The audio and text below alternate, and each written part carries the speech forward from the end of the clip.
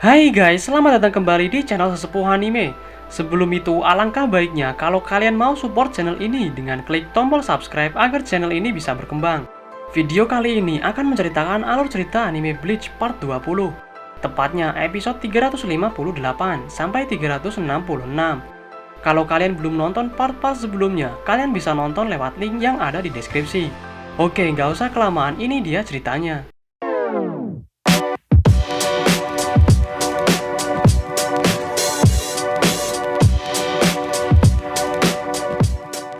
Di dalam dimensi game, Ichigo sekarang sudah bisa berubah ke mode full bring di mana lencana Shinigami-nya berubah menjadi pedang.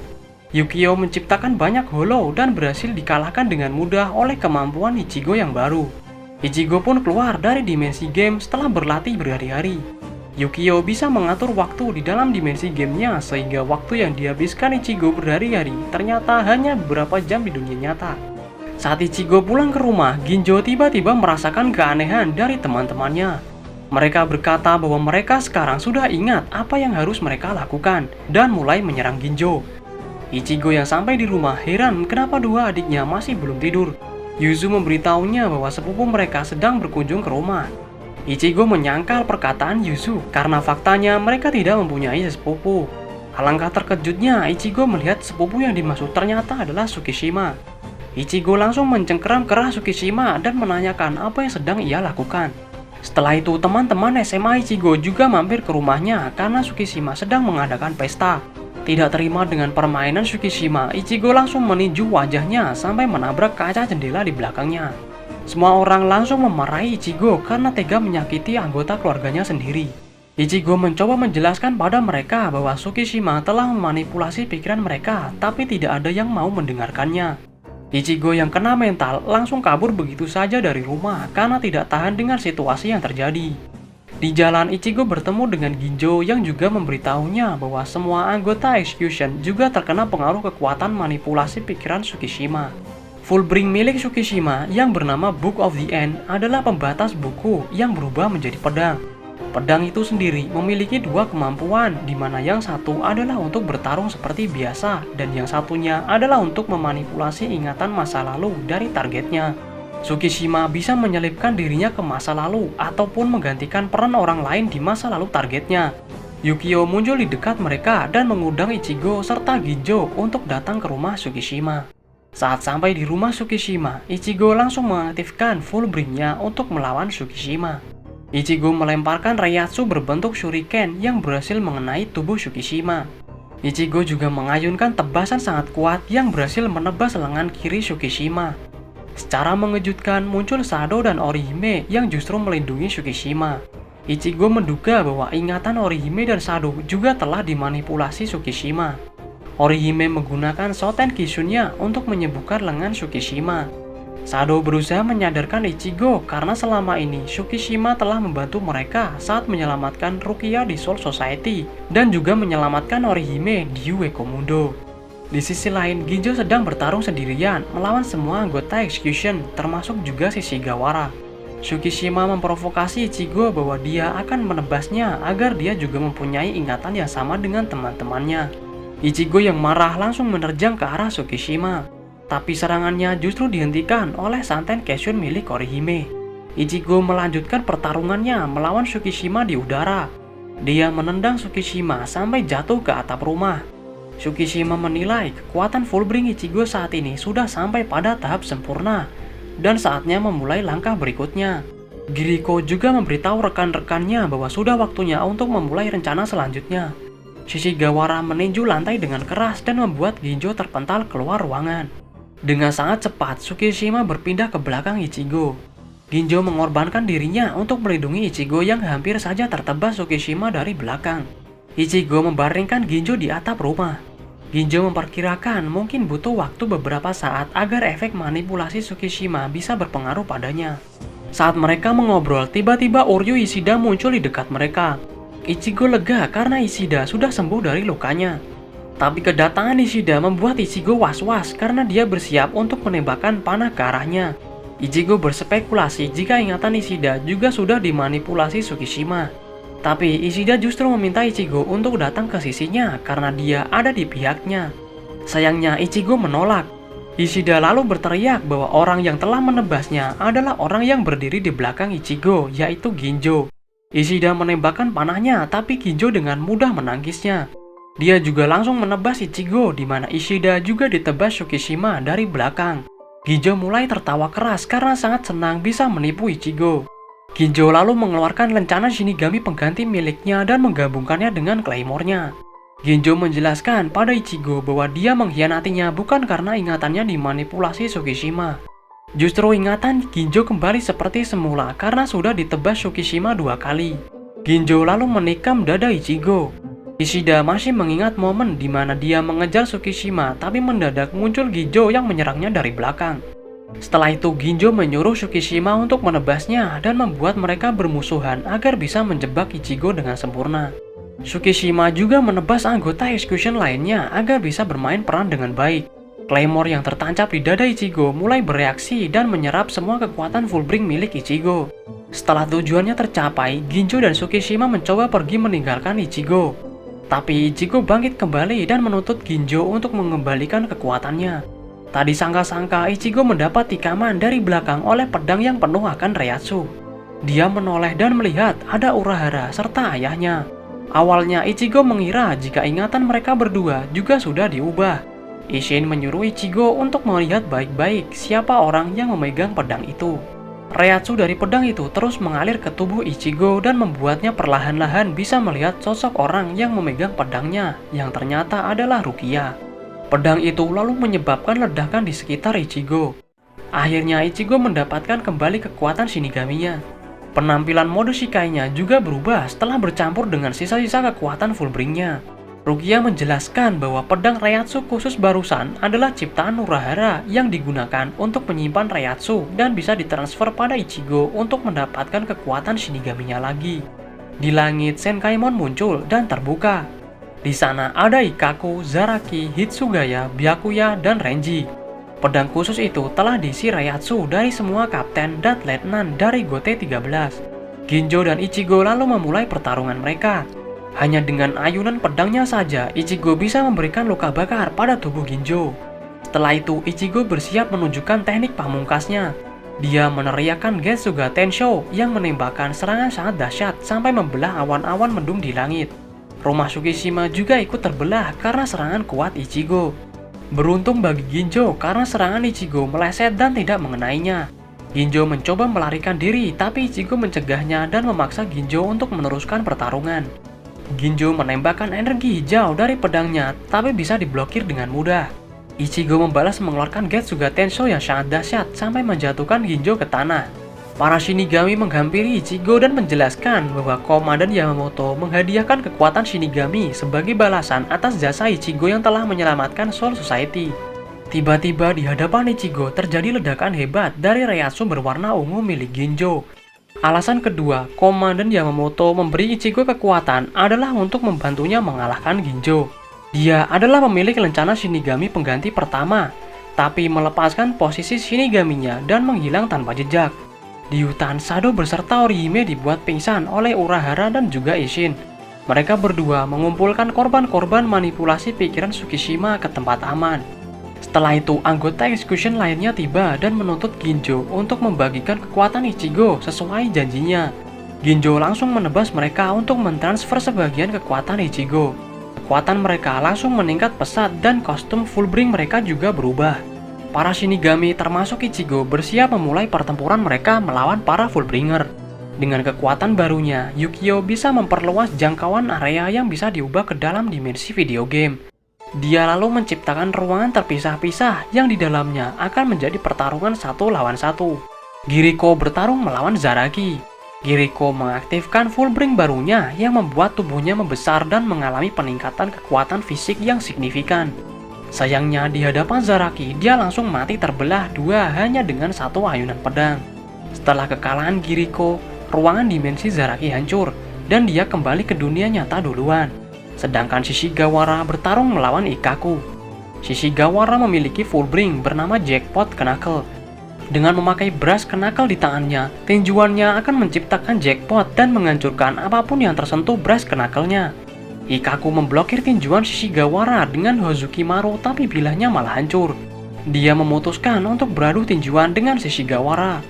Shishigawara menggunakan kedua tangannya secara bersamaan untuk meninju perut Ikaku sampai dia memuntahkan darah.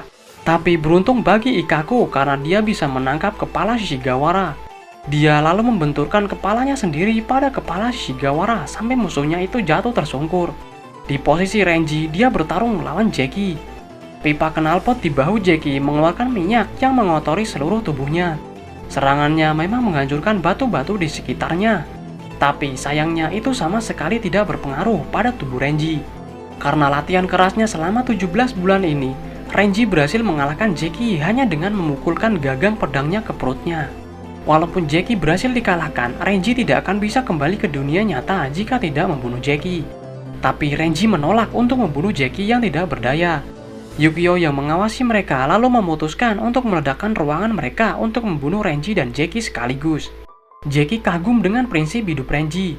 Dia memilih untuk meledakkan dirinya sendiri dengan Reiatsunya agar Renji berhasil kembali ke dunia nyata. Di ruang kendalinya, lokasi Yukio berhasil ditemukan Hitsugaya. Dia menciptakan banyak monster besar untuk menyerang Hitsugaya. Tapi Hitsugaya dengan cepat berpindah ke belakang Yukio dan membekukannya agar tidak bisa bergerak. Alhasil, para monster juga akan menyerang Yukio yang berdiri di depan Hitsugaya. Saat Yukio berteriak ketakutan, Hitsugaya langsung membekukan semua monster itu dan menghancurkannya. Hitsugaya mengancam akan membunuh Yukio jika tidak menonaktifkan kekuatannya agar teman-teman Shinigaminya keluar dari ruangan dimensi. Tempat lain, Tsukishima bertarung melawan Byakuya. Tsukishima juga bisa menggunakan kekuatan Book of the End-nya pada objek. Dia menebas Senbon Zakura dan memasukkan dirinya ke masa lalu Senbon Zakura itu. Dengan begitu, Senbon Zakura tidak akan menebas Tsukishima, ditambah dia juga telah melihat teknik Byakuya berkali-kali. Alhasil, Tsukishima bisa menebas dada Byakuya. Sekarang setelah menebas Byakuya, Tsukishima juga tahu zona aman yang juga kelemahan dari Senbon Zakura, yaitu sekitar 85 cm dari lokasi Byakuya sendiri.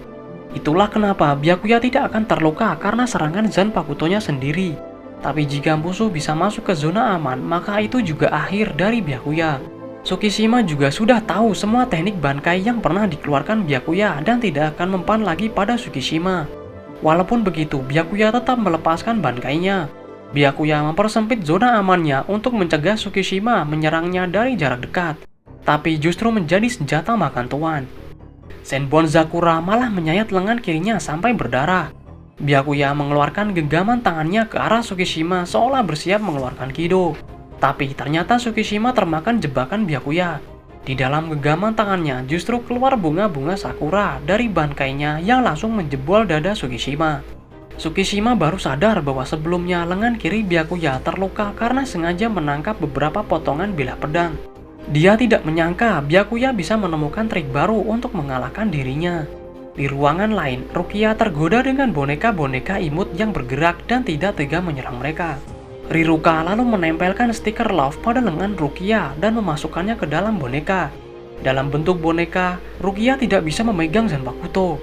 Dia hanya bisa berlari dari kejaran Riruka. Dengan cepat, Riruka menggunakan Bringer Light, tapi Rukia masih bisa menghindar dengan Shunpo.